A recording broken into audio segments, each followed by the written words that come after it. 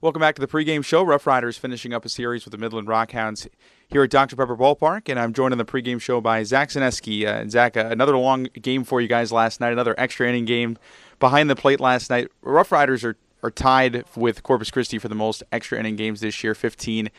Is that something that surprises you? You starting to get a feeling like it's deja vu when you guys get to the 10th, 11th? Yeah, I mean, it's just like, here we go again, extra innings. I feel like we've played a ton of extra inning games, which we obviously have, but it's good to be into, close with so many games, and hopefully at that point, we can pull them out, but yeah, I mean, it's not easy when you get into the extra innings there. You get tired, and but you just got to fight through it. Well, and luckily, at least last night was one of a lower scoring game, so it's not as if you're out there for an crazy amount of pitches. But when do you start to feel it physically? When does your body tell you that it's extra innings, and you're starting to really feel it, in your legs or wherever it is? It depends. I mean, some games I start to feel it in like the sixth inning or something if I'm tired, and other games I don't feel really fatigued too much.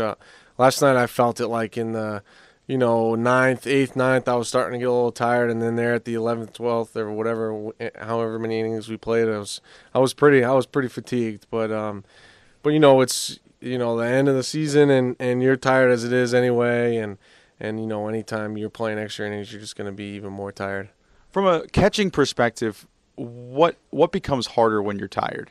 What is it? Where do you see your game affected when you are tired, when it's late like that? You know what? I mean, your legs for sure, your knees are just hurting the whole time pretty much, but your arm starts to get fatigued as well. As a catcher, you're throwing every pitch the pitcher is, the whole game, whether it's hard or not, you're still throwing the baseball, and your arm definitely starts to wear down there in the later innings. So if your arm was tired a little bit, we know that extra inning game last night, were you lobbing to get on the mound at all? We saw you out there earlier this year on the mound. It seemed as if you guys were probably down to your last pitcher there with Claudio and would likely be a position player next. Did you try to get your name into the hat there for the end of the game? Yeah, I mean, I would have liked to, but it probably wasn't going to happen last night since I was catching. So I think Chang was supposed to come in the next inning, but I mean, you never know late in the season like this when pitching is dwindling, and there's always an opportunity. So. Are you ready to go today if your name is called upon? The bullpen's still pretty taxed. Yeah, sure. I told Jeff and Boo, I was like, yeah, you need me, I'll be ready. So we'll see. Here was Zach Zaneski on the pregame show. RoughRiders taking on the Midland Rockhounds today at 7:05. And Zach, you just got back from AAA, spent some time up in Round Rock with the Express. What was that experience like for you? First time you've been up with the Express here in your career? It was awesome. It was a lot of fun. They have a great team there, a great group of guys. It was just fun to experience that, and that a lot of those guys are really smart and are a little more experienced, and they gave me some insight on certain things, and but more than anything, it was just a lot of fun. They were close to making the playoffs. I know they're probably close to being out of it now, but they were playing to win every game, and it was a lot of fun.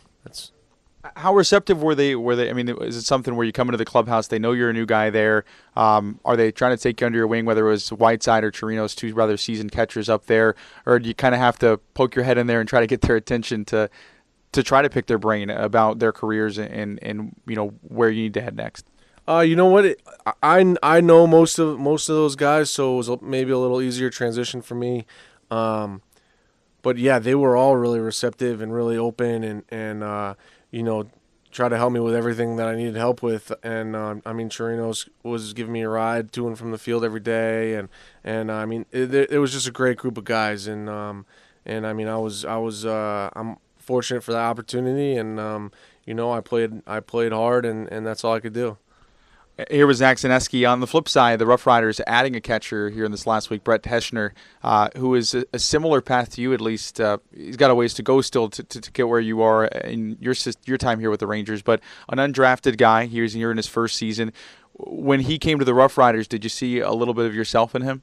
I mean, yeah, he seems like a great kid so far. I've talked to him quite a bit, and really nice guy, and willing to work hard, and willing to put in the time, and you know what, I kind of told him, being in the position that he's in, he's gonna probably get pushed to the side more often than not, and he's just got to keep fighting and keep battling through it, and just stick it out, and hopefully in the long run it's worth it.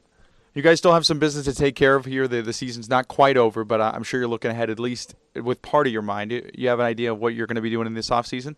Yeah, there's several options. I never really know for sure until the time comes, but I know the first couple weeks I'm going to be fishing and surfing a lot and enjoying some time off in the warm weather in New England. And my one main goal when I get home is just to catch like a 50-pound striper with my dad. So that's my main goal the first couple weeks I get home this fall, and then maybe substitute teach and do some baseball lessons, and I might even coach maybe a little AAU or baseball team or something like that. And I don't know if I'm going to play winter ball or not. I mean, I would like to, but that's always an option too. You bring up coaching. Is that something that down the line you'd like to do? A lot of catchers become coaches, whether it's like you said, with the youth or in the minors, majors eventually. Yeah, I mean, I think it could be. I don't know at what level, but I think it definitely could be. I love the game. Obviously, I've been in a long time, but I love working with kids and trying to help them is something that I think I would like to do. Here was Zach Zaneski. Last thing I want to ask you about is a guy that's here to teach a little bit as well. Pudge Rodriguez in town, a special assistant to the general manager, his first year transitioning after a long playing career. He's here in town during the series, and as a catcher yourself, what have you been able to pick up from him, and what is he like around the guys and trying to pick his brain and learn from one of the best ever?